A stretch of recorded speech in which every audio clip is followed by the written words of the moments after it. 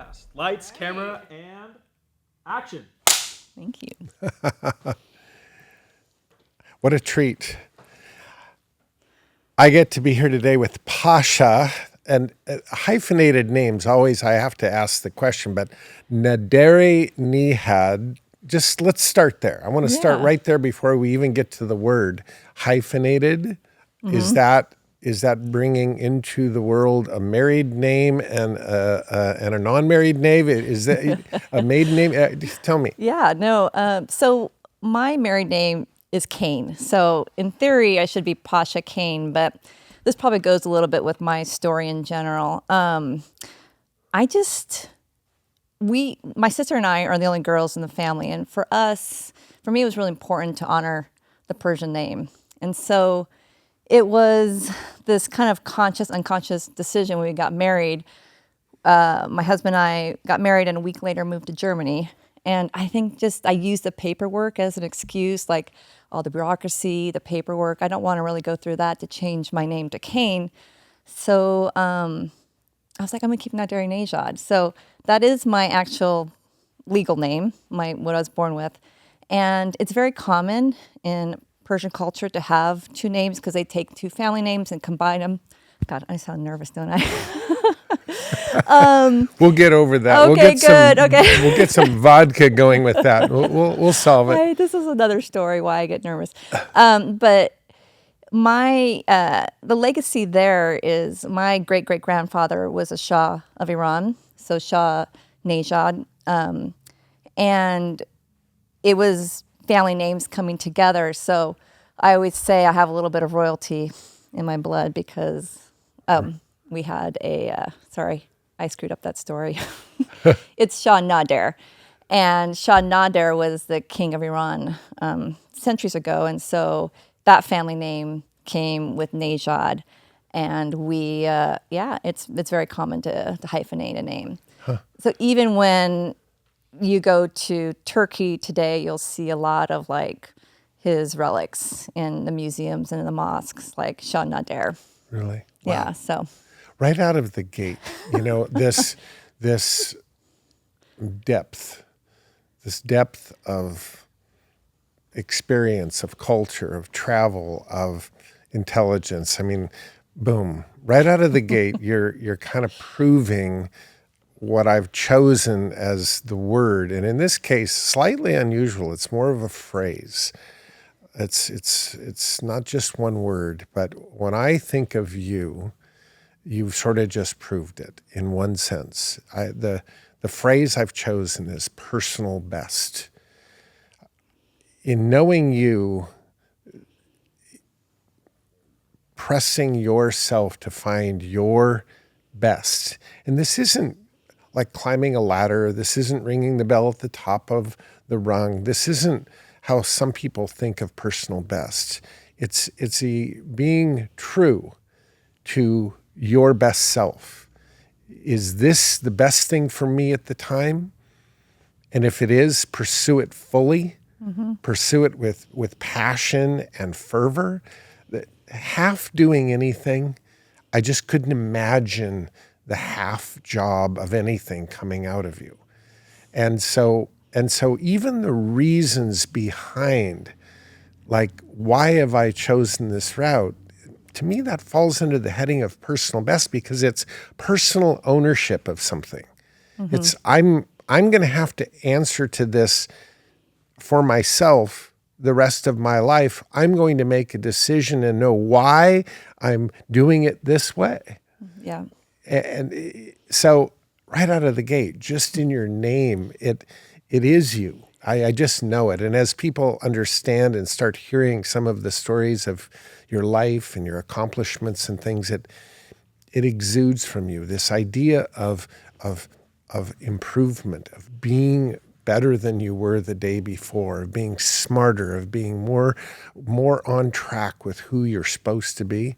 Those are very rare awarenesses, and I'm in love with that, Pascha.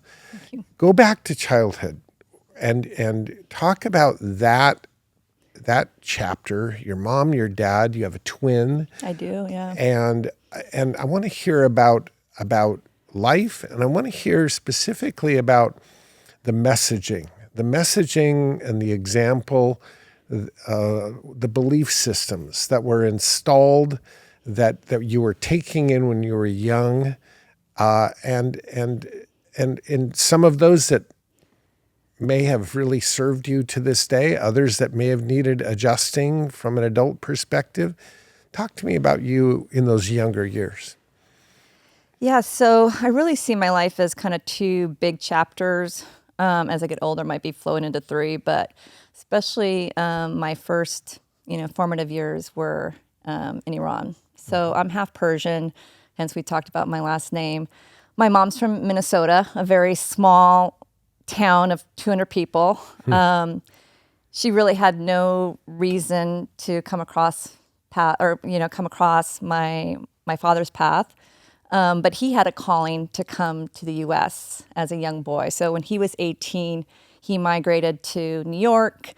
I always say got his ass kicked because when you're a foreigner and not speaking a lot of English, it was hard to adjust. So somehow he ended up in Minnesota. So they met at a red stoplight. The light happened to be red, and as good fortune has it, he had the inspiration to say, "Hey, how you doing?" And so,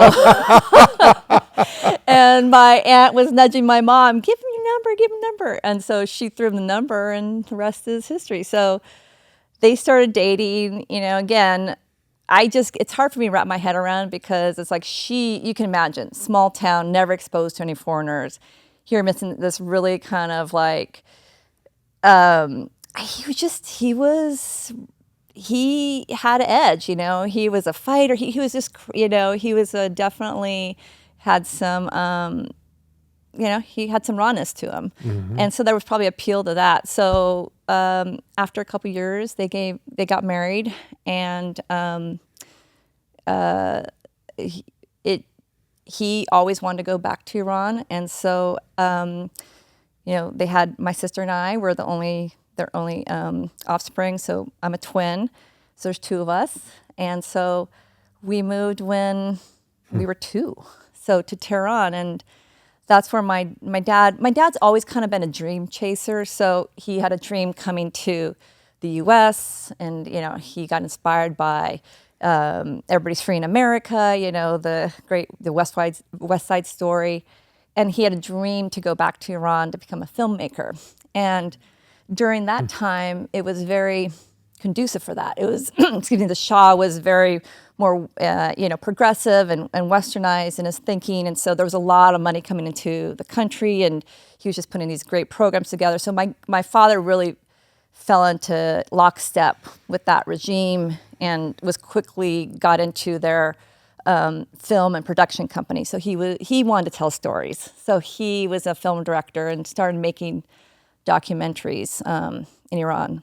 So our early years were, private schools, drivers. I mean, we had a modest house, but it was really like my dad was in part of an international community. We were part of an international kind of, just group. And then the light switched. The revolution started, and, if anybody, has followed those years, and sadly, the regime hasn't changed. Some very radical mullahs came into place and ousted the Shah, and there was demonstrations on the street, and my dad's like, I got an American wife and 2 kids. And it was overnight. I think it was like late 78. They packed up. We took us out of school. We just had suitcases and got on a plane. And so, during that period, like I just remember my mom always, with clash of 2 cultures, right? So there is a traditional, Persian culture, which is all about respect and honor, and everybody has their place. And then these progressive thinking that was coming, and then my mom's, background. So I was influenced by a lot of different. Yeah. But you don't know. And I'm lucky because my dad is very kind of, he is forward thinking, so it was never like a suppressive household or anything. My mom worked, but I don't think I appreciated how different the cultures were until we moved to U.S. And I think I've always been a bit resilient because we've just adapted. My mom was adapting to that culture, which I think about it now. You're from the Midwest going to the Middle East, and the culture shock that you had there. Hard to really wrap your head around. Yeah, you had to wear a chador. Which is you had to wear a veil. You had to know the customs. There's so much about respect and elderlies, and the food. Even though it was becoming a modern culture, there's still, in a lot of ways, a third world culture. So there was a lot of things that, Western society didn't have, and I'm like, she is such a badass, and raising two small babies, little girls, in this culture. So I just admire her strength just to be able to kind of create this like environment for us to feel safe and independent when that wasn't really, I think, a culture that we were surrounded with. So she's a tough cookie. So yeah, we moved in early 79. And I remember being ecstatic because I was like, we're going to America. We're finally going. Because we'd heard about it so much, but we had no early memories of it. So we're going to America. So you get on a plane, and we ended up in New York. And my sister and I were like, 7.5.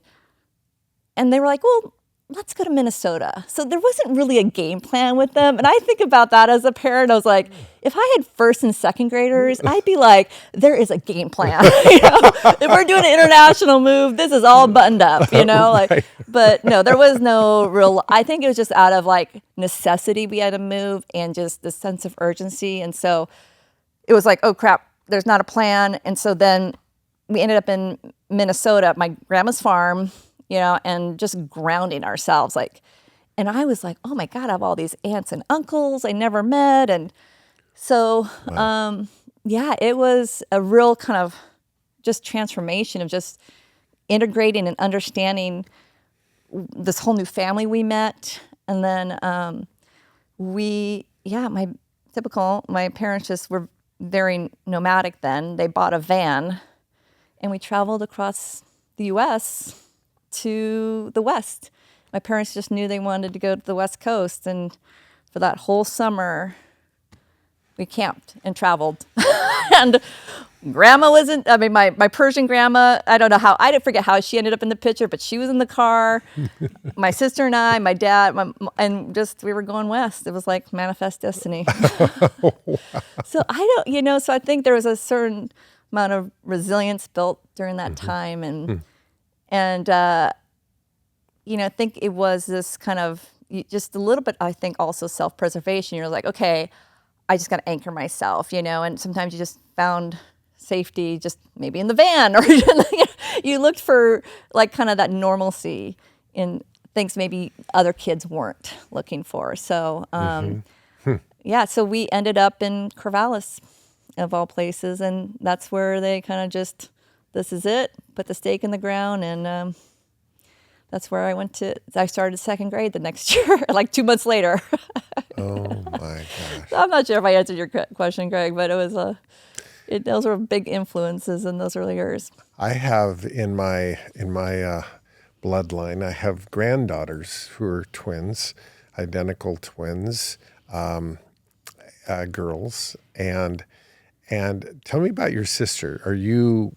I mean, twins. Obviously, there's a lot of vibe. There's a lot of similarity, a lot of connection. But as you've grown, and you reflect back on these times, do you talk about these times a lot? Oh, yeah. And were your perceptions of what was happening similar, or were they seeing different things at the same time? Yeah, no, that's a very fair question. I actually think God put us together so you can just have this validation that this was kind of crazy. So you gotta have like this, we always have this gut check of like, did that really happen? And so we were best friends, and I think inherently when you're somebody your own age, they are your best friends because you're just traveling through time together, experiences together. Everything was like, it was like me, my experience, and then there was this person outside of my body who was going through the same experience at the same time. So everything was joint, and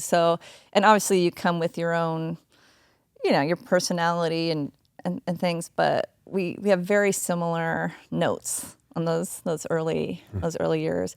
And I think that was the other normalcy that I think God gave us, is because like we got to anchor ourselves to each other. It was like we didn't ever feel solo, that we were, and sometimes navigating this kind of complexity. Right.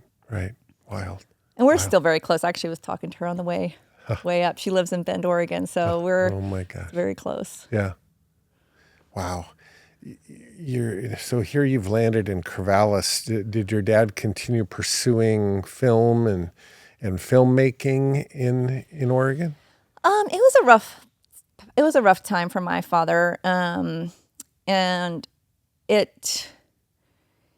he was definitely going through kind of more of a identity, I think, crisis, because here he was, in this really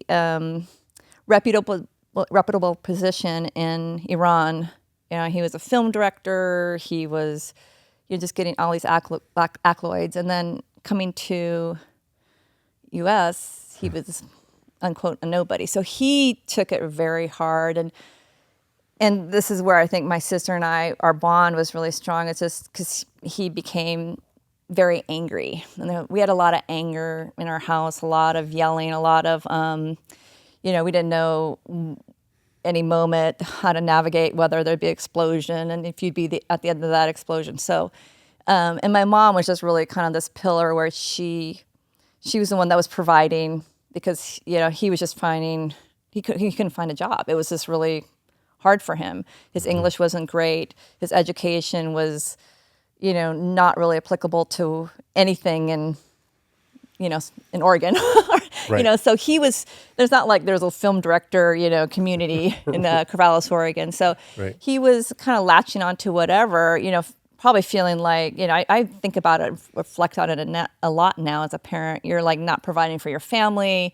Your self-worth must really be deteriorating. So I have a lot of empathy for that time, and I can understand why he had those explosions. Do I think they're right? No, but he didn't really probably have the tools to navigate it himself either. There was no such thing as mental health or therapy, or really nobody talked about that, and especially in his culture. So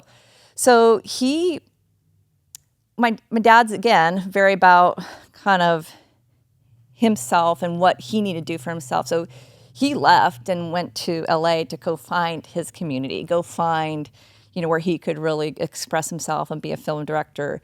And so he ended up connecting with there's a lot of Persians down in California and LA. And so he was able to kind of rebuild himself there. And that happened from middle school all the way through high school. I mean, he was after really primary school, elementary school, which was when he was trying to find different options.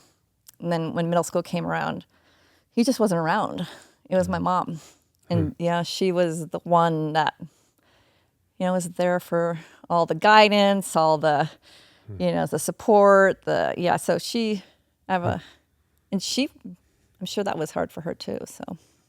And what about fast forward into today, as long as we're on the relationship, your mom and your dad? Tell me about your relationship with them today. Yeah, they're still married. They live about a mile from our house, and so it's good. I held a lot of anger for a while, and I think I just come to the point. It's like everybody's on a journey. Everybody is trying to figure out life and their role in it and how to navigate it. And then, like I mentioned, they didn't have tools to sometimes deal with what they were experiencing and their emotions and hardships, and they didn't have supportive parents. So I have a lot more like I would just say empathy and compassion. And do I agree with how, like, the things they did always when we grew up? No, but we're all learning, and I see their kindness and generosity with my kids. And you just try to glean the amazing stuff they did give you, So it's just that your relationship with your parents evolve. And my dad is like chill as a cucumber now. Like, he is like writing books. He works out every day. He's 82 years old. He works out every day at 3:00 in the morning. And he just is like, really reflects a lot. And it's really great to see him finally just content and happy and just settled, And I'm like, whenever you hit that in your life, it's just really great that some people finally find their grounding and purpose. And I truly believe he feels really just, happy now. Pascha, on what we're affectionately calling Podcast Zero, a few basic anchors were at least thrown down. I don't know if they're right or not, but they were thrown down to just say these are some beliefs that will sort of, you have to pivot from something. You have to have a foothold somewhere to just say, I really believe these things. And so one of them, starting this whole journey out of this podcast, was this notion. It was a quote that I had heard from one of my kids' teachers, but I'm sure somebody famous said it somewhere. But the notion that everyone is fighting a battle you know nothing about. And when you really think about that, everyone, well, is that it? Really? Everyone is fighting a battle? Well, yeah, everyone. And then the second part, that you know nothing about,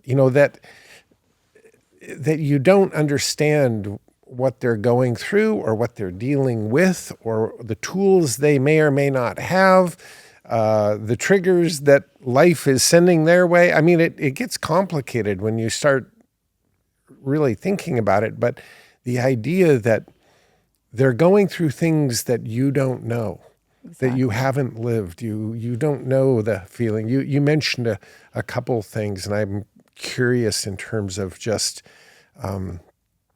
this not getting work being very difficult. Well, it'd be difficult for anybody, but I wonder if culturally it was even more difficult. Oh, yeah. I would think so. Just like, whoa, that is just not something that you contend with. And at home, he wouldn't have contended with it, right? It would have been much more natural and much more support and much more, many more options. And so what might seem like, oh, well, a lot of people don't have a job, does that apply to them and their culture and their situation and the messages being sent in their head from who knows who? You know what I mean? I don't know. Yeah. And you hit the nail on the head. Just how do you deal with that reality? It's just it's empathy. It's a sense of grace, and I just love that they're still together. I love that that's the happiest ending that I've heard in a long time, is that they're still together and that they've found a way. They're working. Yeah, they still work on it every day. Working it out. Yeah. And just kind of building on his time in the U.S., we were in the thick of the Iranian Revolution. Right. And so here we are in a very small town, and the prejudice was rampant. I mean, the names we were called, especially my father, like camel jockey, go back to, you came from, like, so not only are you not feeling worthy because you can't find a job, but that whole, stereotype and bias, which just compounded your self-worth, And Right. I mean, I can't imagine, like,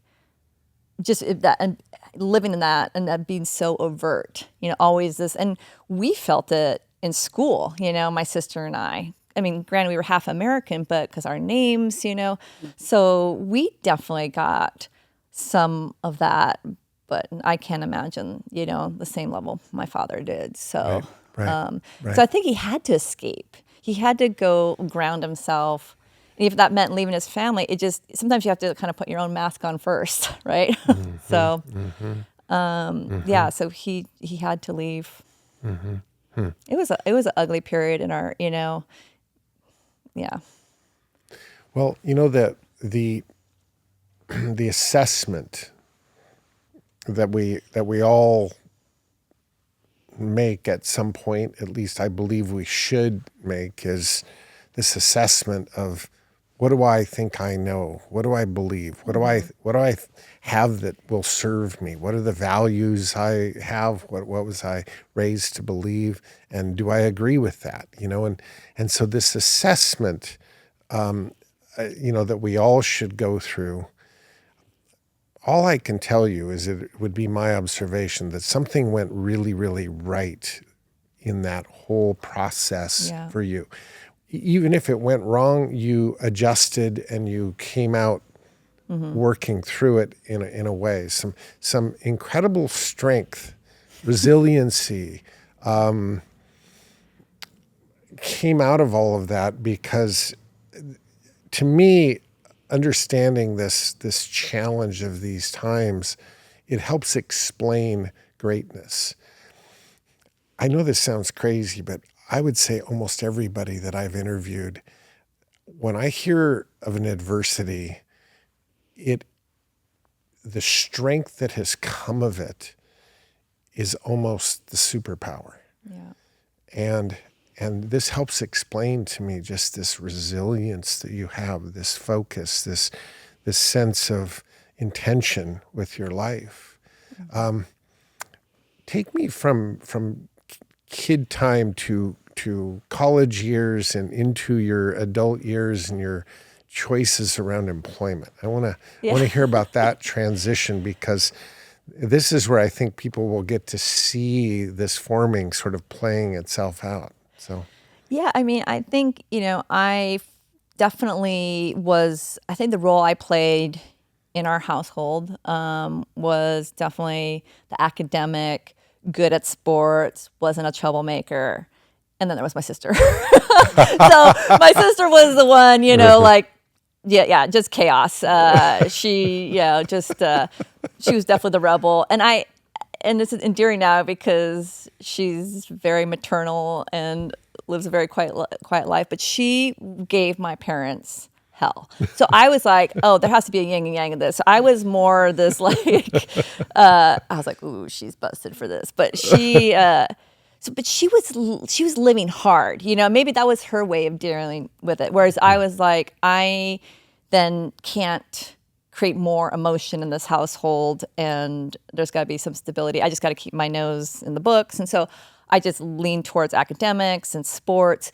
And right or wrong, my mom didn't go to college. My dad did go, but I never was told, that's your route. I think I just got on the track, and because you're just around it, I didn't do SAT preps. I didn't do, I just kind of organically went because that's where the stream was taking me. I was just following the current. So I applied to all the schools myself, applied for financial aid. My mom was there, kind of in a somewhat advisory role, but really I was just kind of winging it. So I really thought I was going to go out of state, but then reality hit in terms of financial and costs, and I ended up going to U of O. So just down the road, and I grew up in Corvallis, so I didn't want to go to OSU, and so it was far enough away. And I think that was really kind of where I stepped away from the family dynamics and really kind of, as you do in college, you just kind of start forming your identity. It was the first time in my life where I wasn't associated with a sister, because we were always a package deal. It was always Pascha and Narda. Right. For 17 years, you're with somebody as a unity. And then to go into a new environment where nobody knows that second half, it's like, you kind of have to recalibrate a bit. Right. Yeah. And so that was, I'm going through that. And then I was, again, somehow pulled onto a sorority system, which I really appreciated because I liked that sense of I've always been somebody who likes community. I love purpose and so that's where also my leadership really started surfacing. Like I was holding, roles there, just advisory roles. And I was on a lot of different committees. And my grades were really well. So I was getting this external validation a lot. And I realized, and this is kind of later on in the years, like I probably gave too much power to external validations, grades, what teachers thought, always that external approval, and which didn't serve me well as I went into corporate world. And I'll get to that in a second, because when you need your review, go through a review process, or you need your boss's approval, you put so much of your worth, into an external validation. So I was kind of just did really well with grades. I just was an honors program. And so then it just did a lot of soul searching in terms of what kind of made me tick. And I've always had this passion for what excites people, what motivates them, what makes them tick. And I think that's why I started leaning towards advertising a lot. I love this idea of like, how do I connect with you emotionally? Like, why do you like that squirt, Greg? Like, what is that? Why did you choose that? Why'd you buy that instead of a different kind? So it's like this idea of like... Well, they're paying me a lot of money to put it there, so there we get a product endorsement. Of course. Right. I get a penny for the recycled can. There you go, right? yeah. So I love this idea of storytelling and experiences. And so I think that's why I was drawn to marketing and advertising. And I really thought I was going to work in an agency. I was...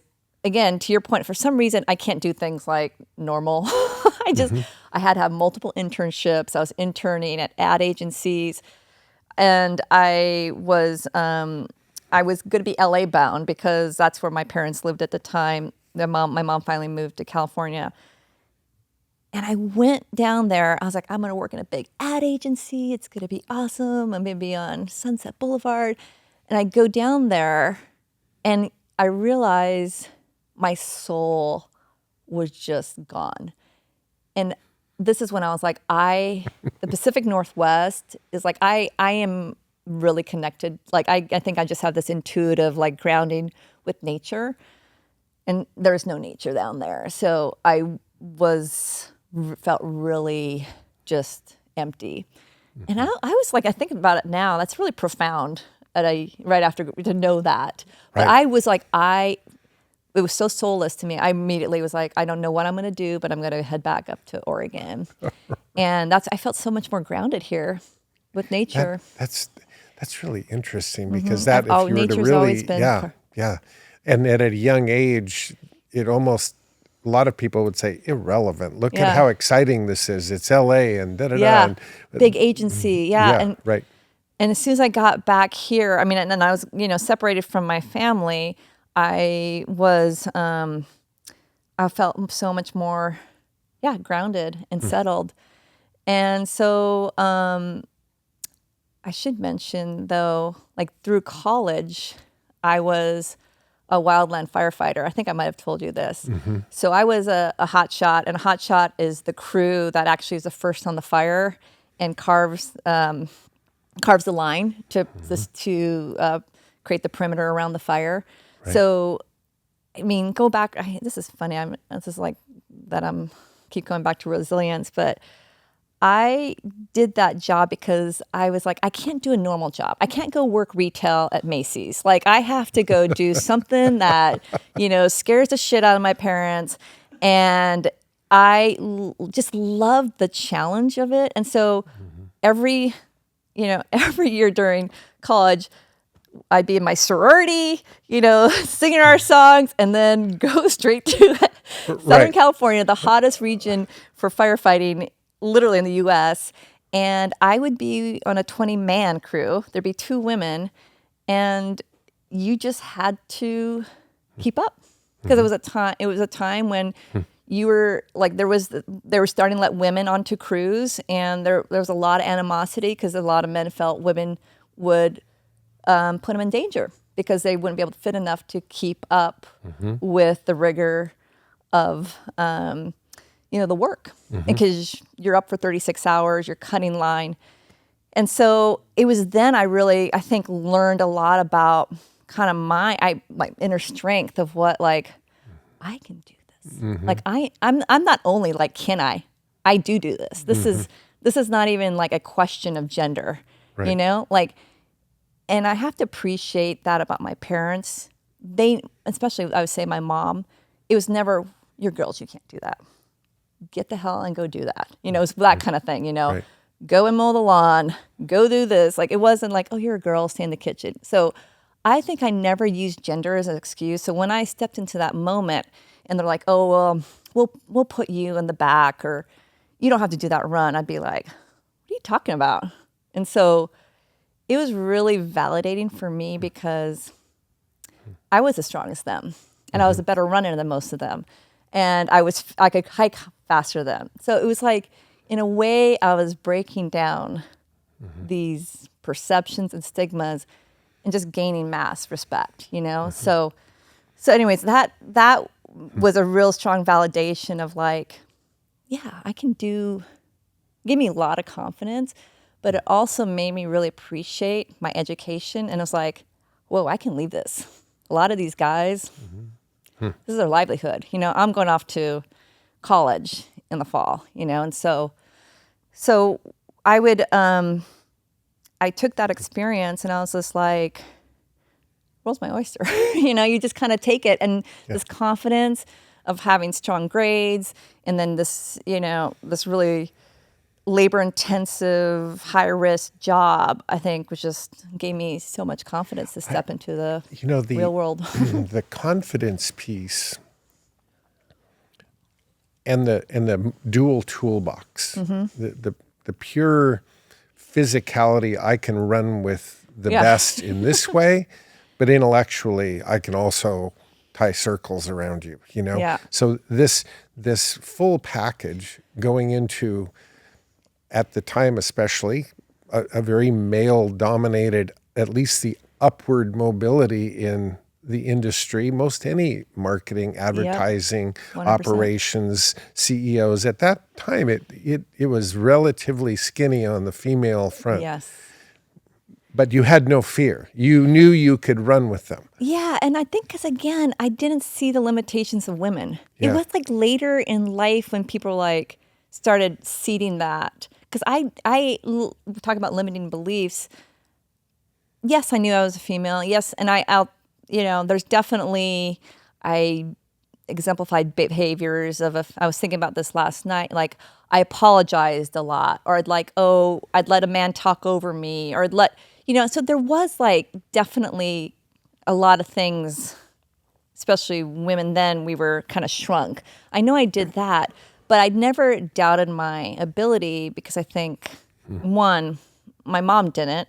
And so when I leaned into those opportunities, they actually proved my ability. So when I left college, I was like, I'm always been somebody that's like, my heart has to be in whatever I do. Like I have to feel it. I have to feel passionate about it to get behind it. And so I didn't want to just go, I worked in a hot second at a software company. I was just like, okay, yeah.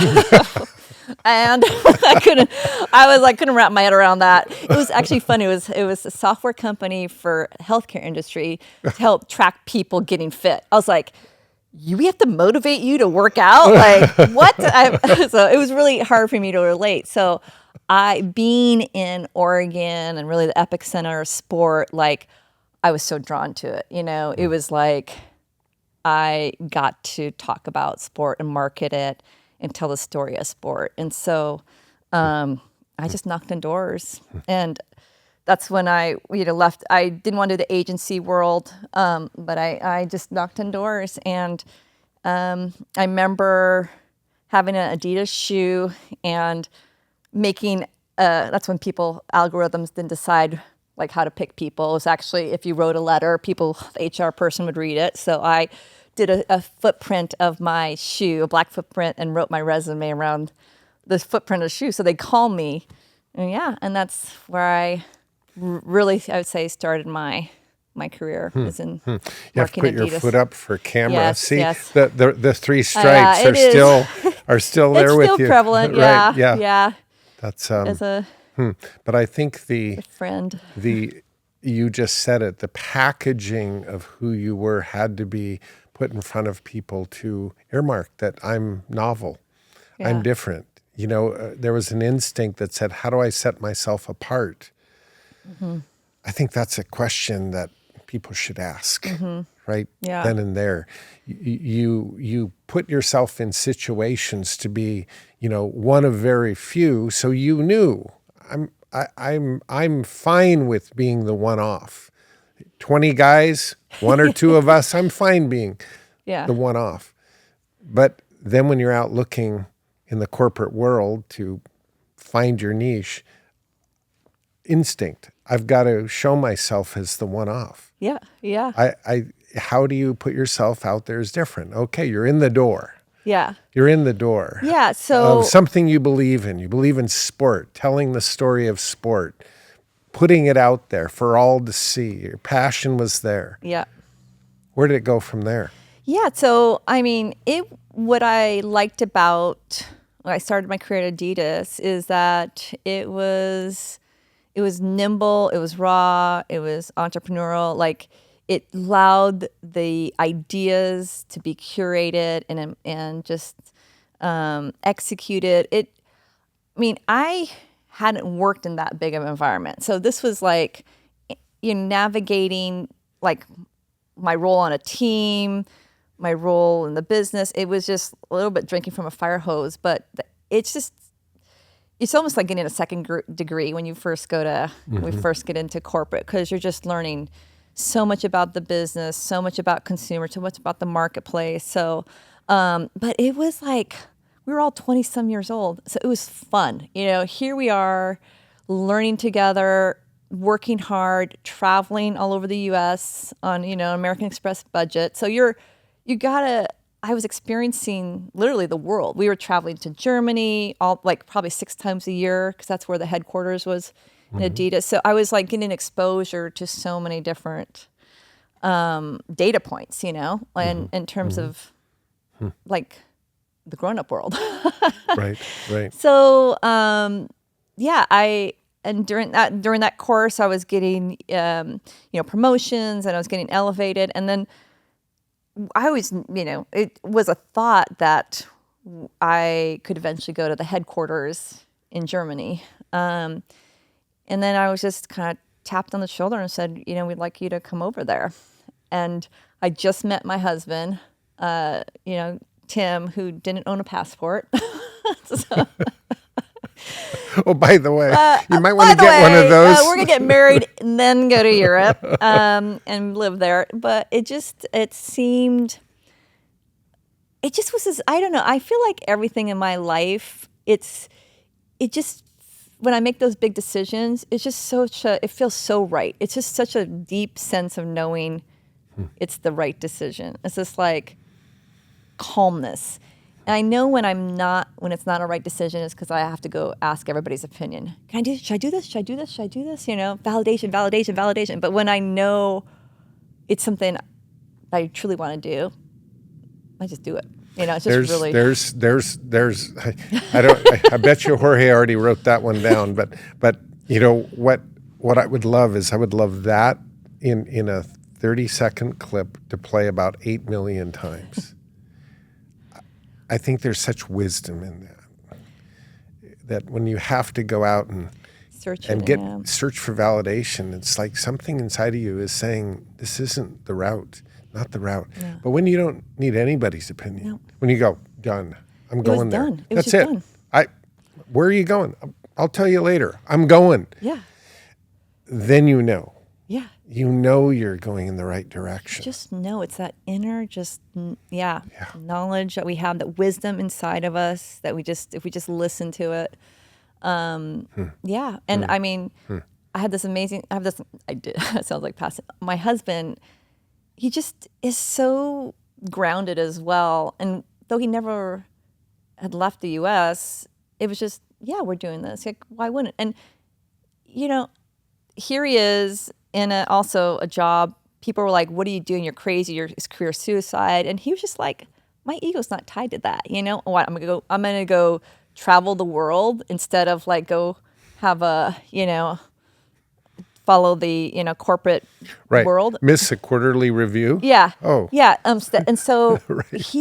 just to have a partner like that, Yeah. and we literally got married in Sun River, and a week later on a plane to Europe. And we thought we'd be there 2 years, and it was 10 years in Europe. And that's probably a whole different, tangent of just living in Europe versus the US. I think it's also ironic. My mom got married, had kids, and moved, and I did at the same time as well. Right. The irony of that, it does not does not lost on me. I So love it. I think I've always had a bit of this nomad, let's just why not go, So Right. we traveled a ton, and Europe truly embraces work-life balance. Nobody works in August, and it's not because they're lazy. It's really about mental health and taking and prioritizing yourself and your family, and they're just as productive, So there's just a lot. It was a quality of life, I think, that really was a great start to our marriage, because it was very supportive, and it just allowed us to go on this journey together and go on all these great adventures. So And I was going to say, for someone who loves nature and Yeah. being out there, here Yeah. you are, and within 3 hours, you could be a lot of places. Oh, we were, we were, and we embraced it. We really did. And so, and my husband, he taught English. Again, he was just so he just was grounded. I keep saying he just was so this, my foundation, and we just were this great support system for one another. So then I got approached by Nike, and again, it's just kind of this, why wouldn't we do this? So we moved to Holland, and I started a career at Nike. And, reflecting on that whole time in Europe and even in my years here at Adidas, it's you alluded to it, it's a very male-dominated industry. Again, you kind of follow this code, right? It's to fit in with the boys' club, you kind of have to be a guy. You have to hang, but still be a woman. It just was this, I just had to, conform in a lot of ways. And so we didn't have kids late in life because there was no role models for me. You mentioned it was all men, white men. And that's, I didn't have this role model. Oh, you can have a family and be an executive. So people were making, the women that were at that level were making sacrifices. So we had kids fairly late because I think it wasn't around me, and I was well, my career was, on the forefront, and I need to do this for my career. Demanding. Yeah. Right. And so, that can wait. And then at some point you're oh, well. So, we had our boys in Holland and Netherlands, and they were both born there. And I think that's when things were just oh, family, we should probably be around family. And again, it was that I didn't know what I was going to do back in the States. I was I'll be a barista. I don't care. We're moving home. We're moving home. I don't know how we're going to get home, but we're moving home. And ironically, it was very hard to go back with Nike at the time, where their world headquarters is in Portland. It's just this two different companies. So I was really struggling. I was how do I get home? And I think when you put your intentions out in the world, it manifests. So I got a call from Adidas to come back to Adidas. And it was just oh, yes, I do want to come back. So after 10 years, 2 boys, we bought a house over there. We were fully, we were fully entrenched in our livelihoods there. We uprooted everything and came back and acclimated back to the U.S. What a circle. Okay, so now back and with family and a lot of corporate years under your belt now. Yeah. And this is roughly about the time that we bumped into each other. There was there was a desire, or there was a desire to shift once again to something where you had much more control of your time. Yeah, so true. Yeah. Yeah. Yeah, And so- I know there's way more to it than that, but No, but- this was kind of one of those, like, you put a pin in it and this is where the fork, kind of goes left or right. So we came back in 2012 and, it was all about family, and yes, it was my job and high pressure job. And, as a young family, you just navigate it. They're like, okay, travel, young family, just kind of get all the pieces to kind of work. And so it was working until it was not. And really when it kind of just started, again, you feel it, this dis-ease, this not feeling ease with things. The voice gets louder and louder and louder. It really, for me, all came to a head during COVID. And I know we all kind of had probably some type of epiphany during COVID, but for me, it was just like, I got to get off this hamster wheel, because I'm not, sugarcoating it. I was gone probably 2 weeks out of the month. And and it was this trying to be a present mom and I'm missing so many moments. I miss first grade. So many first grades. Not first grade, first days of school. I missed so many first days of school. I missed so many moments. And I think when I was home during COVID and just being together as a family, it was just like this, I don't know what I need to do, but I need to change something. And I could tell, my mental health was just deteriorating. And at that time too, corporate it gives you so many skills, it gives you so many experiences and opportunities, but you also have to navigate a lot. And I was at the level where I was it was quicksand. I did not know where the ground was anymore. And when you're always trying to, when you have no foundation and you're just trying to figure out, do I step here? Do I step here? Am I going to sink? It was exhaustive. It was being on this edge, of, what is it, fight or flight constantly. And I was like, I don't have the capacity to do that anymore. And I'm like, it just was this kind of all this coming together at once, and being home with COVID. I was just like, I can't. And I had no plan, Greg. And I think it was that bad. And everybody's like, yeah, don't quit your corporate job. But I walked away from the golden handcuffs because I was just my family and my mental health. It wasn't, I had to preserve what's left. And so to your point, I think the universe gives you what you're meant to receive, because I was in a fog for the first few months, and just kind of, you're just removing the scaffolding. You're just kind of detoxifying in a lot of ways and finding Pascha again. I was in this, I did conform for so long and was, playing a role that wasn't who I was. And I just to kind of have that all wash away and me resurface, I started listening more and hearing. And that's when I came across some real estate groups.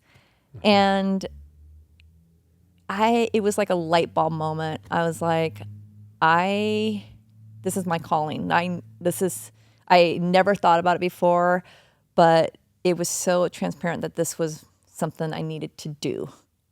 It was using my past experience of, business acumen, but also there's so much art and marketing and storytelling, and that art and science coming into real estate. And what really, really inspired me is just being an entrepreneur. And so, yeah, I knew I had to go to that event that night. They're like, this Greg Pinneo speaking. I was like, okay. And it was a rainy night outside. I'll never forget. It was like one of those nights you just want to curl up on the couch and just, watch Netflix. But I was like, I need to go to this event. And I I was hanging on Greg Pinneo's every word. I felt like I felt like you were talking to me. I was like, I don't care. Nobody else in this room. He's talking to me. And I was so inspired by what you said. It was everything I needed to hear at that moment. And it was like it was like the path forward. It literally was a path forward because I was thinking about real estate. I was educating myself about it, but I also I felt, and this, I don't mean to come off I just felt the way people were talking about it were so basic and dumbed it down. And it felt really elementary to me. And then when I heard Greg talk and in what you delivered, it was this whole level of strategy and thinking that nobody else had mentioned, and it felt so powerful.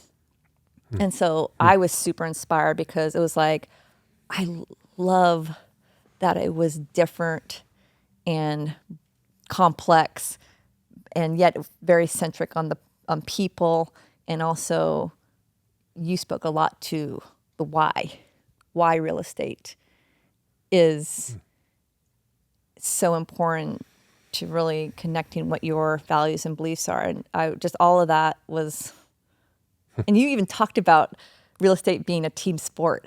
I was like, he's even talking about sports. So I have so many sound bites from that first meeting. So I was like, I'm anchoring myself to this guy. Very, very inspiring.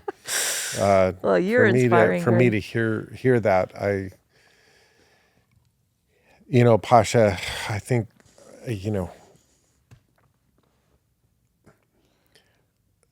it seems a lot of times I find myself in these scenes.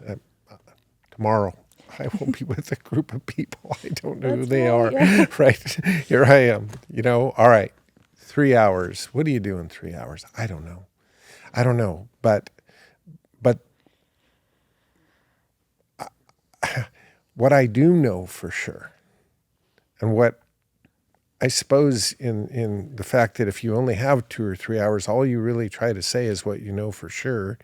You don't venture out into, these are all the things I don't understand. You go, here's what I'm really sure of. And isn't that where we all connect? Yeah. Which is really all I would try to communicate in a short period of time like that, is that we all want certain things out of this life. And when we really boil it down, I don't know that we're all that different.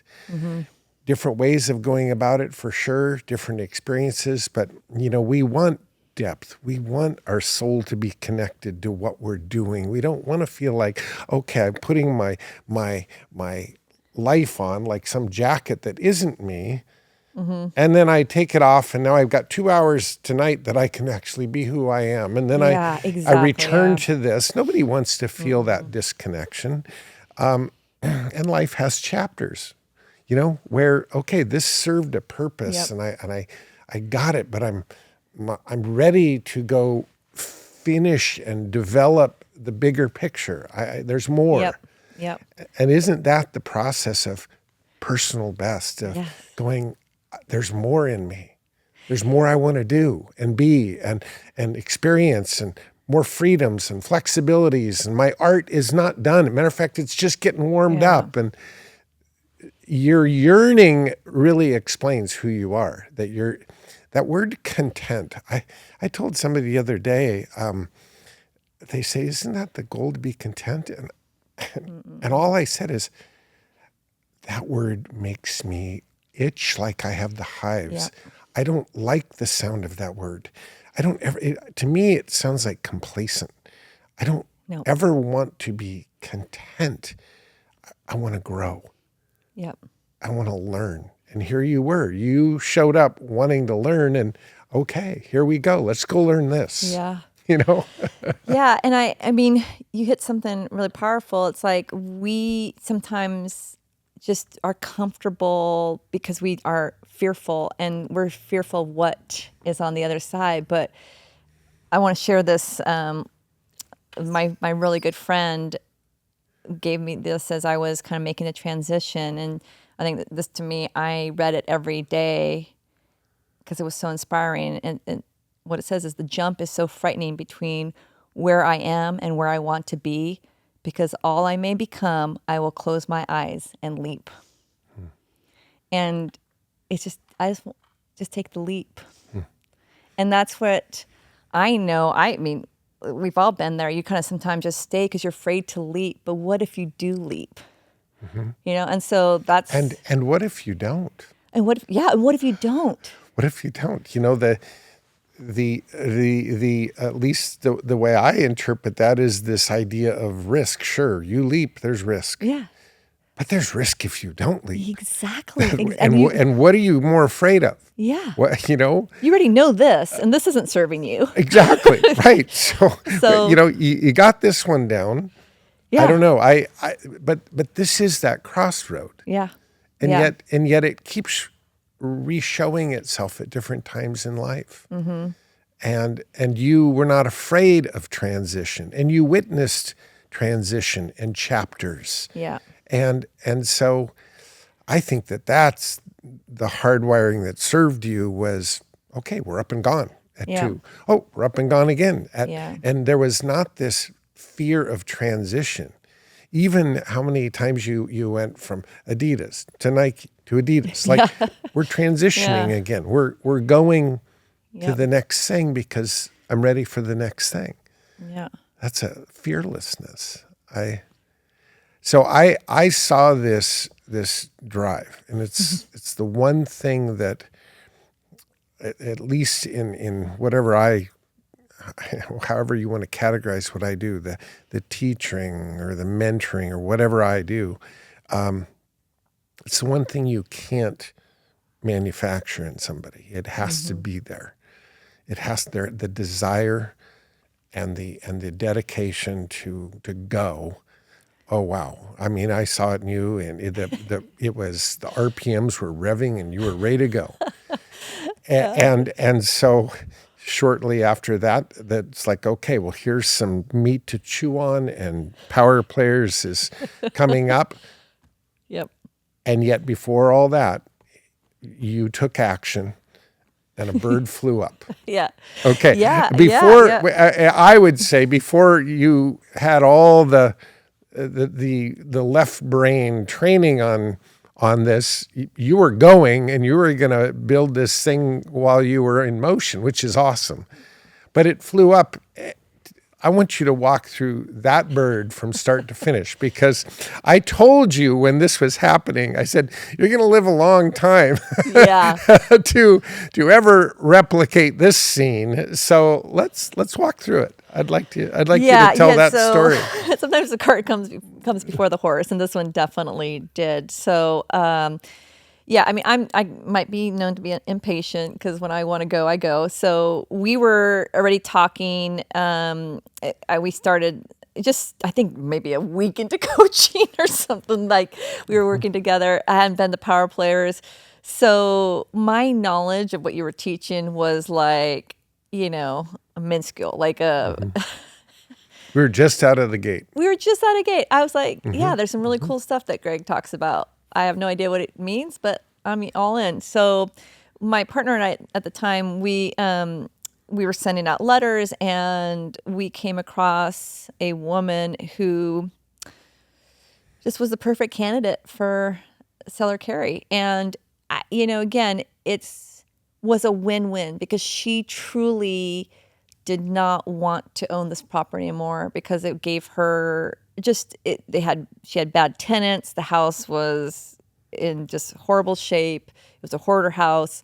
And she just wanted to be done with it. But she wanted the income still. She was like, really like, you could tell this was her pain point. So we knew enough that, like, Seller Carey was something we heard as a buzzword. So we thought we knew everything. Well, not everything. We just were like, okay, we're going to ask her to carry the note.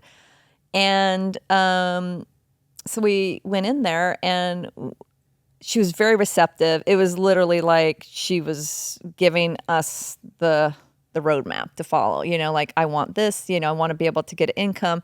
So we negotiated a interest and principal note, and to be paid off, I think, like in probably 3 to 5 years. So it was not really great penciling in terms of outcome. So I came back to you and mentioned it, and you're like, all right, roll up your sleeve. We got work to do, and we got 1 hour. And I literally, in 1 hour was drinking from a fire hose, and it was this education of like, all right, interest only, collateralization, sub-collateralization. Oh my gosh, it was, what else did we, right of refusal, Slice and dice, which we did. So it had everything. We put in slice and dice, substitution of collateral, first right of refusal, and we put it at 2.75 interest rate, interest only or more. And so my partner was gone, so I was going in to renegotiate everything, those terms. Right. That were radically different from what we had originally, what we'd written up. And it was one of those things, like I was sitting in the car about to go into her house, in front of her house, and I was just like, this can go one or two ways. She's going to say yes, or she's going to say nope. And I think, again, I didn't even consider the option of her saying no. I was like, it is 100% going to be a yes. I'm going to go in there and renegotiate this, because I truly believe. I think when I believe it and internalize it, then it comes off authentic, and it doesn't sound like I'm selling it to her, because I wasn't trying to sell it. I was like, this is truly repackaged to deliver on everything you want. You're going to get an income every month, and you don't have to worry about this house anymore. And we're going to actually move it to better collateral. Yeah, and even if we sell the house downstream, it won't interrupt your plan. Exactly. And we're actually going to put a better performing collateral. And it was just, I was so convinced that this was such the right thing for her, and that this option of no didn't even enter my mind. It was really this kind of, I went in with that mindset. And I think for me, that was a moment of the power of mindset. Because I didn't let doubt even creep in. And it was just so clear in how I manifested it. It all just, I went in there, talked her through everything, and she's like, great, that's exactly what I'd like. And she didn't even question why we were pivoting. She just was like, yeah, this makes a lot of sense. And we signed it right there. I gave her $1,000 of earnest money, and cash. It was cash with the receipt. With a receipt, we laid down. You were like, go get $1,000 of cash. Right. You're like, wow, is this a drug deal? I know. I was like, okay. So laid it down to her, and we locked it in, and it was. That's when all the pieces started coming together, and I was like, this is not what other people are doing. To do a deal like that in the classroom, which we hadn't even been to the classroom yet, but to do it in the classroom is one thing. To sit in somebody's living room, to realize that they may have objections. You may be backpedaling. You may be really questioned on a lot of this. That's a different setting. But when you do it, and when it all goes to closing and it's done, and then you substitute the collateral, and then when you slice the note up, and then when you implement all of what was built into the deal structure, and it works beautifully for the seller, for the beneficiary, it works beautifully for you because it was designed that way, and everybody continues to win. And it's almost like the next transition, everybody gets an upgrade. Everybody wins. And the relationship is great and intact. And you take the house and you do exactly what you wanted to do with the house. And to me, it's a very holistic feel to take a situation. People say, I buy real estate. No, you step into somebody's life situation and you problem solve. Exactly, yeah. And you have to have the tools. And you have to have both left and right brain tools and people skills and connective skills. And just the way you're looking at me right now and leaning in, hard to teach that. But when people see that attentiveness in your face, they know you're really into this. You're doing everything you can to try to help them in this situation. They called you help. And there you show up and you helped in a very, very, very real, ongoing way. How does it get a lot better than that? It's just awesome, Yeah, I think that's why I love real estate, because it's like it really, one, I think real estate, wherever your interests are, your skill set, there really is a home for you. And I felt I had immediate home because it was like using so many of my innate and learned skills and I'll be able to apply them, And there's some things where I have weak spots, but that's okay because there's a catcher for that, So I don't need to be great at everything in real estate, but I know what I'm good at and what I lean into because, again, it's like this, it draws me in because I feel my most authentic self when I'm able to use truly my best self or be my best self in that moment. So, and I think because of corporate, I started deviating from that. That's when the disease came, where it's like, oh my gosh, I can just do this. Is so fluid and natural, and just I feel so much more grounded because I am showing up as my best self and my most authentic self. One of your stated gifts, and I've witnessed it, and passions, is the idea of telling a story of through photography and marketing and staging and story. You can paint a picture of something, paint a picture of an experience, paint a picture of a product that just draws people to like, oh, wow, I just got to see this. I've got to be a part of this. And so no surprise, but I want you to talk about that part of your gift as it relates to your nightly rental properties, which just reading any of looking at one of your properties and reading about it, you just are going for your credit card. You just want to book a room, book a night. I just want to stay there. This is so amazing.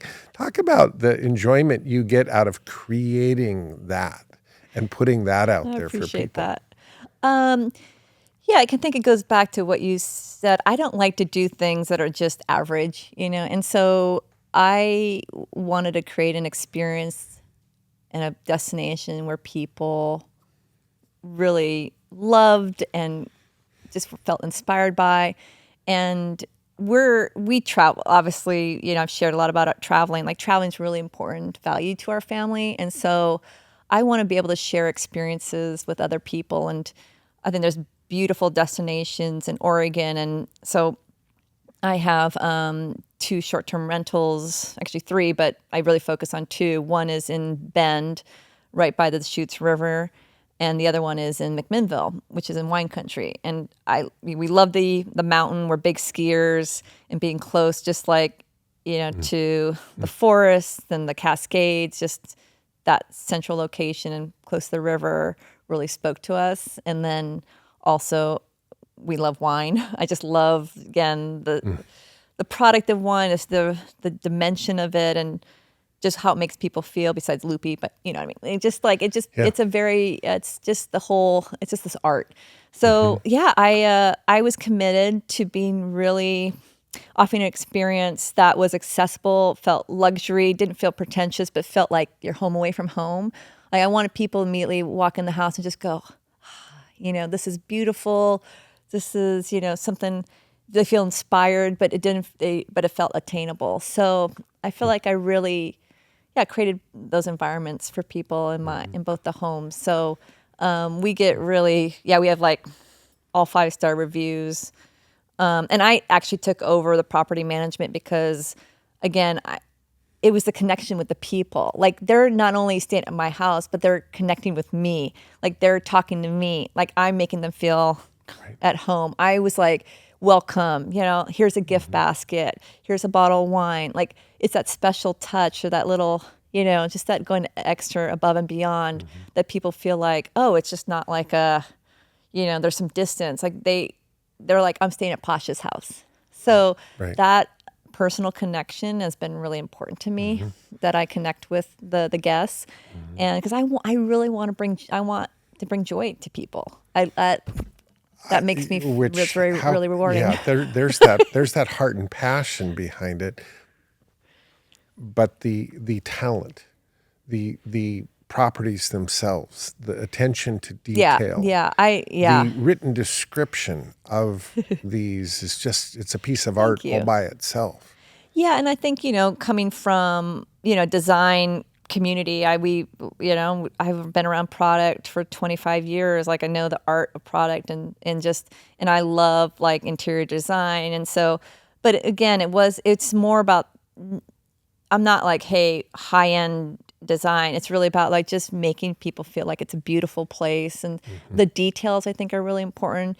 Do you have the marshmallow sticks for the kids? Do you have the dog bowl for the dogs? Do you have dog treats? So it's like really bringing it. Do you have the bathrobes when they get out of the hot tub? So I want people to feel really like relaxed and surrounded by beauty, and that this is a special experience. But, it's also a business. Like I am like, as much as it's, some people I see treat it as a hobby, like, we run a really tight P&L, like, everything, we're running margins every month. Like I know, we're looking at our costs. So it's really, that's what I appreciate about my background. It's like, yeah, you have the art, what's interfacing to the guest experience that makes you unique. But, at the end of the day, there's also the shareholder meeting. It's with Pascha, yeah. The one-person shareholder, that's me. Right. No, but it is a business, and I really treat it like that. I don't treat it as a hobby. So I enjoy it, and it's high touch, but it's it's definitely it's a business. And because we're going to keep going with real estate, but I want to insert here this website that people can see your properties. Yeah, so it's Dusk and Dwell is the name of my business, Dusk and Dwell, and that's the website. You can find me on all the platforms, but if you really want to, have the experience of Dusk and Dwell. Yeah. And this passion of real estate, it's like anything. It's the airplane that you start with, and then there's the space shuttle. There's just so many places and spaces you can take it, and at some point, there was a lot of discussion around getting a license to be able to serve opportunity in a more complete way. Yep. That was where that initial push started to, like, let's widen our stance. Let's be able to have a lot of different ways to take opportunity. Not just as a buyer of that property, but perhaps as somebody that would represent property owners to sell or work with buyers to find them what they're looking for. And so talk to me about the brokerage world, because I think for a while there was okay, I'm going to think about that. Yeah. But you've made that decision. How's that going? Talk to me about that and how it interfaces with you as Pascha, the real estate investor. Yep. No, I, thanks to your coaching, it's something I definitely, I hadn't considered, but when we talked, it really made sense. And I've spent this year really leaning into how to be an exceptional, realtor, because I think we are in tough times right now. It isn't, the COVID years where everything was falling in your lap. I think you really have to differentiate yourselves from other realtors at the moment. And I think this is where I'm really leaning into customer service and truly being a resource, being a home and lifestyle expert to clients. And so I am differentiating myself by having really strong relationships with vendors, because I want somebody to say, hey, Pascha, I have a plumbing issue. Do you have a great plumber? I have that trust and relationship with an exceptional plumber. Like, I want them to be able to call me in any aspect of their, regarding their home, not just in that moment when they want to sell. They really see me as a resource regarding, multiple topics. So I've built this really extensive vendor partner list, and I'm talking to 2 to 3 hours a day to different partners to build those relationships, and so that we have, we're all kind of primed and ready to go. Like, it's a win-win. I'm going to support you, you support me. Let's meet for coffee. Like, does our values align? I call all the references. Right. So it's been, I know I'm kind of right now just, for me, I'm just really laying a lot of the foundational work to really be that exceptional realtor, because I don't want to just be a transaction coordinator. I can't. I need to feel like I'm adding value. I'm adding service. I'm bringing joy to people. I can also bring value with my investor knowledge, because, you don't want to sell it on, the retail market. Well, these are your other options. Like, I want to be able to be a strategic partner when they're making some of these biggest choices in their lives. So I think that's what energizes me. If I would just writing up contracts, right, I'd be bored out of my mind. Right. So, right. So I'm really finding my feet with that, and There's a enjoy it. sense of appreciation. It's a perfect segue that if I were to ask you to just sort of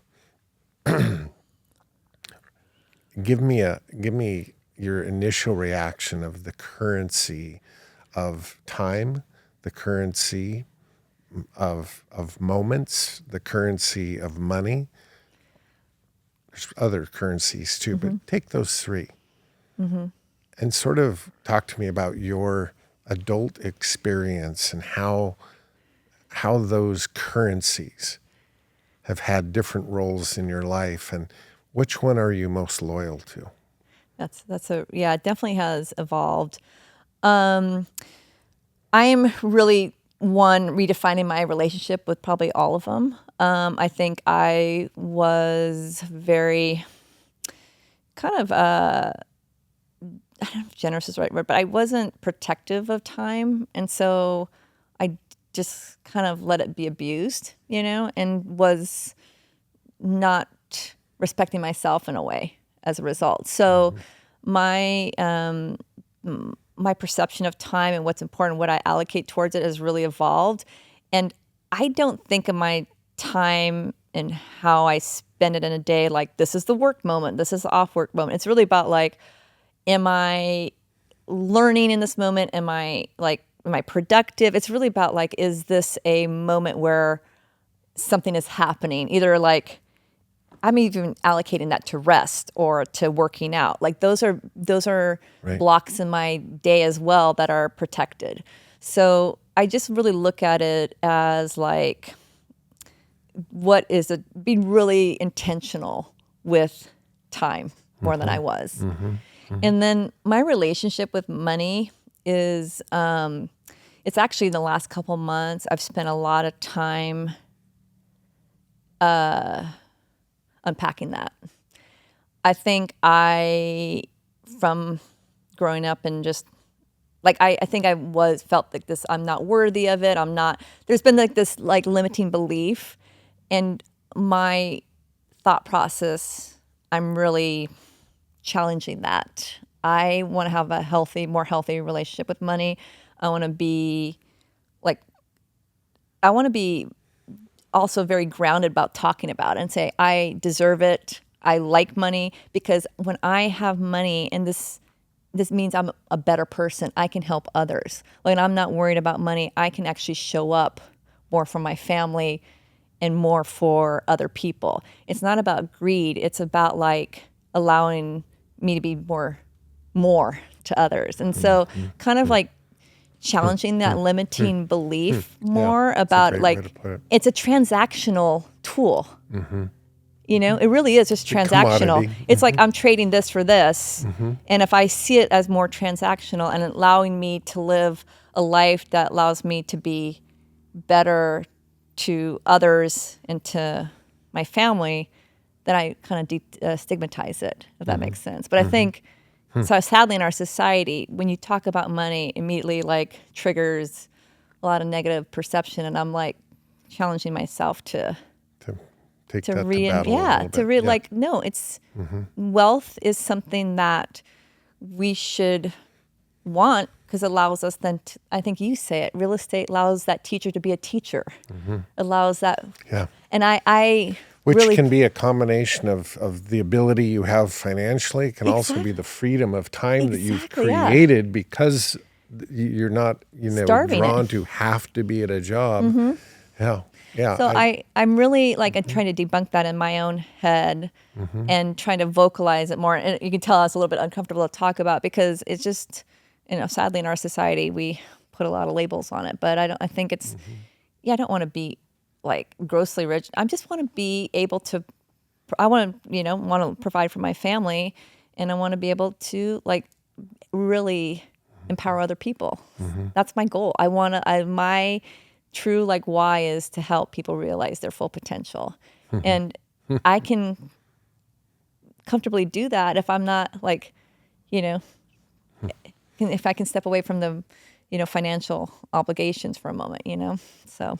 Exploring your relationship with things like money, things like time, the various currencies, exploring your relationship with that, just that topic, like, make a list. I'd like to explore more deeply my relationship with fill in the blank. That process of, we've discussed this. I have a clear picture of what I think about this. Just the lack of confusion puts you in a whole different world out there, because there's a lot of anxiety around these things, but it's left there.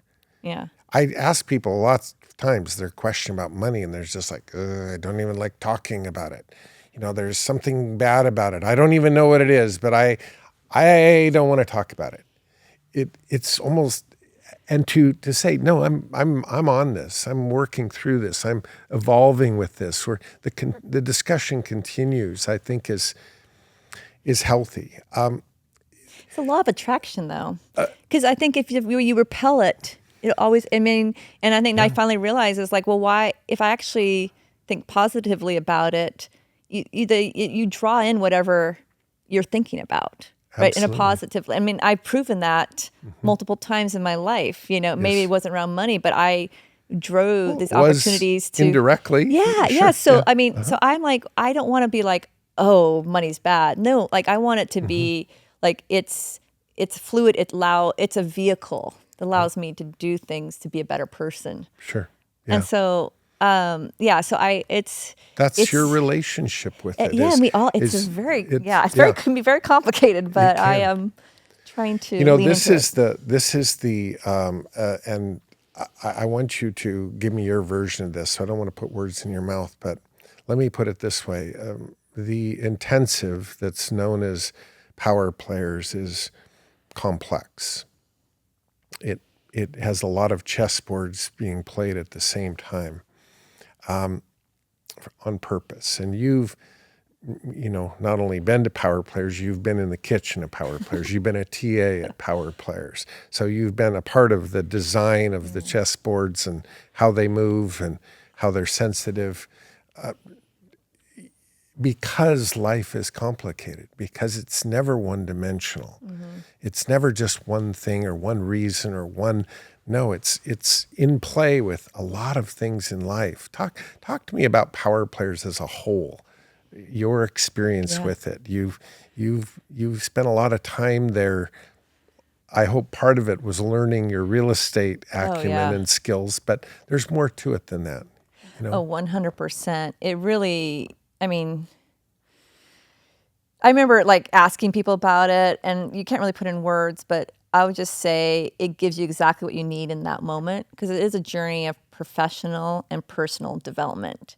So I've been to it twice, and each time it was a radically different experience because I was radically different. I was in a different moment on my journey, and it gave to me exactly what I needed in that moment.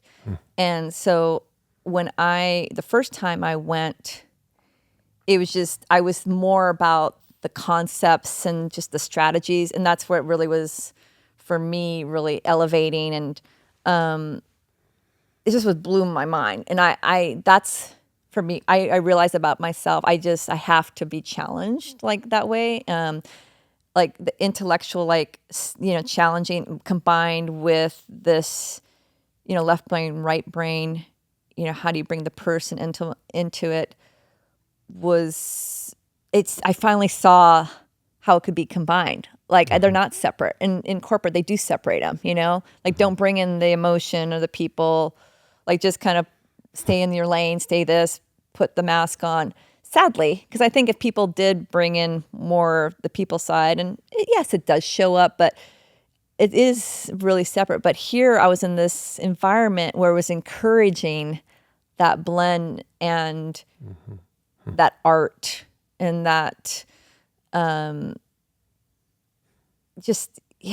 combination was so powerful. And I think I was just got a fraction probably of what was being taught. So then when I went back and was a TA and learning it through other people, I think I saw more of the teamwork, and that's what was really powerful for me. It's just like the power of the community that Power Players brings. Like I was, when you hear something a couple times, it's like, okay, it's beginning to sink in, but learning the concepts a little bit more on a deeper level and comprehending them, but really seeing this bond between people that once they leave that venue is still very strong. And it's like this fraternity, for lack of a better word. And I right or wrong, it might, but it's like when you're a part of a sorority or fraternity, that bond is lifelong. And that's what I feel about Power Players. It's not fabricated. It's not like contrived. It is an organic coming together of like-minded individuals with similar values that are going through this transformation together. And once you've transformed as an individual and you're doing it with other people, you can never go back. Like it's this unsaid bond. I think that's a really interesting piece. I've had people tell me that when you go to Power Players and you connect in a very, very real way, when you're on task with important conversations, important exchange, it can make you intolerant of just bullshit, of shallowness, of things that aren't meaty and on point and have some substance to them. And we live in a world that has a lot of that.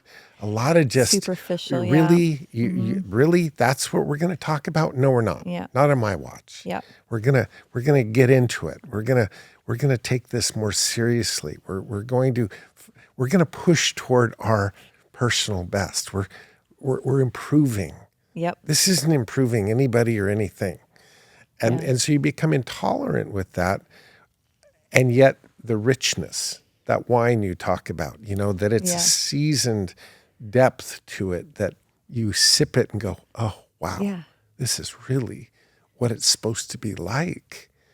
Not just this surface level, static, that noise that just like, no, let's get underwater.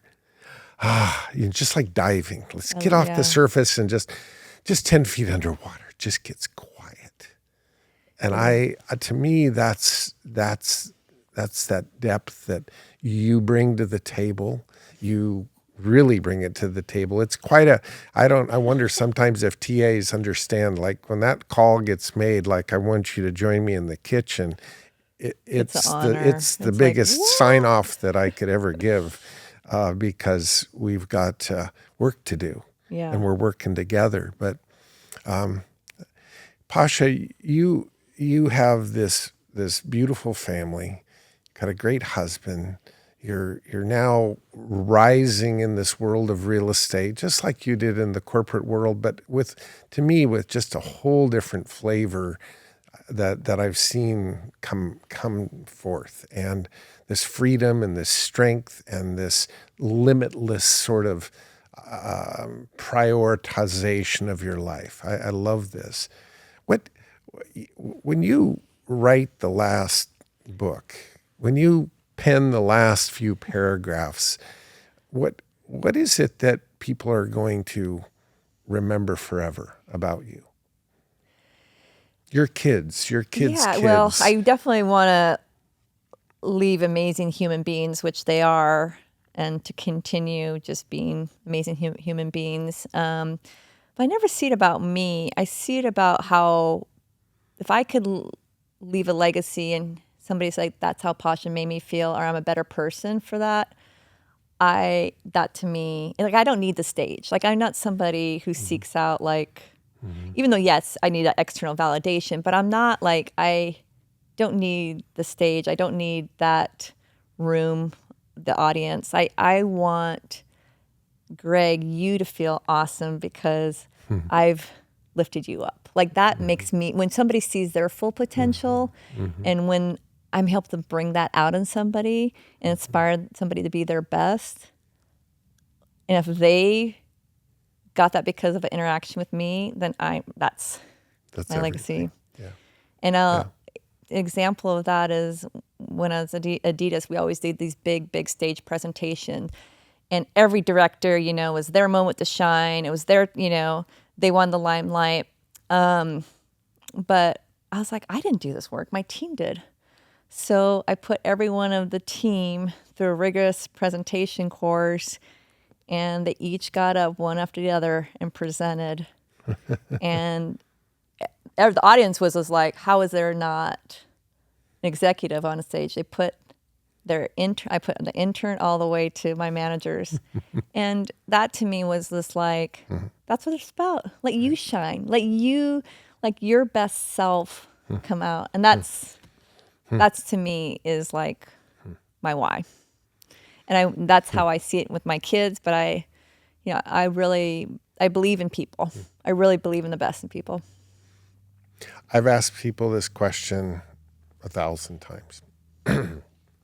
You just answered it, but I'm going to tell you how you answered it. I ask them, who is the greatest person you personally know? And I mean, it's not like somebody in history or somebody you've read about. I mean, that you know, the greatest person. And I give them a minute to think about it. I want you to just visualize them right there, that you know. I go, okay, do you have it? And they go, yeah, I got it. And I said, well, let me just tell you why they're the greatest person you know. It's because the way they make you feel about yourself. Mm-hmm. Any argument with that? Everybody goes, no argument. That's the greatest person. And those are the greats. That somehow, as great as they are, their own greatness isn't really even what they think about. But boy, do you feel an inch or two taller when you leave them. Do you feel lighter? Do you feel more capable? Do you feel that you got this? Yeah. That person is the greatest person. So that's a clue as to why you are here, right here. And it poses the challenge. The challenge that we're going to end with today is that person, that great person. The common thread is that they are developing. Mm-hmm.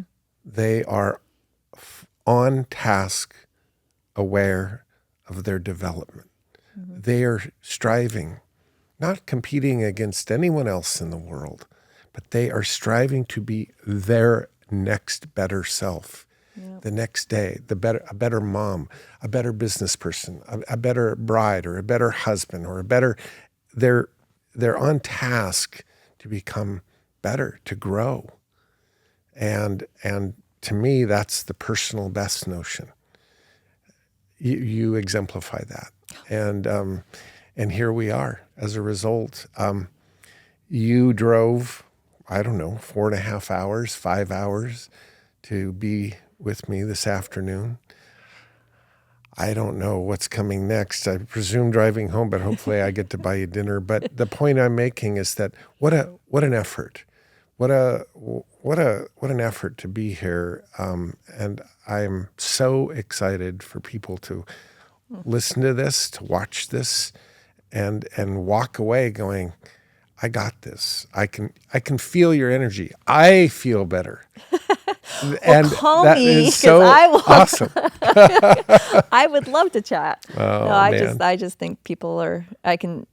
We have so many gifts, and I don't know. I just love to celebrate people's gifts. Well, for sure.